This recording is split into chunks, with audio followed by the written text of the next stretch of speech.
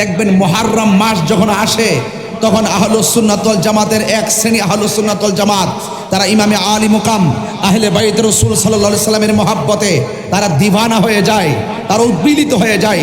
আবার যেমন রবিউল আউয়াল মাস আসে তখন তারা নবী পাক সাল্লাল্লাহু আলাইহি সাল্লামের শুভ আগমনের মাসে নবী পাকের প্রেমে তারা উজ্জীবিত হয়ে যায়।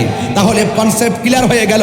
আল্লাহর হাবিব যে বলেছেন আমি তোমাদের কাছে দুইটা জিনিস রেখে যাচ্ছি, একটা হলো আল্লাহর কিতাব, আরেকটা হলো আমার আহলে বাইত। তার মানে বোঝা গেল সবাই দাবি করতে পারে আহলুস সুন্নাত ওয়াল জামাত, প্রকৃতপক্ষে আহলুস সুন্নাত ওয়াল জামাত তারা হবে যারা আহলে বাইত রাসূলকে দিলে প্রাণে মনে প্রাণে ভালোবাসে।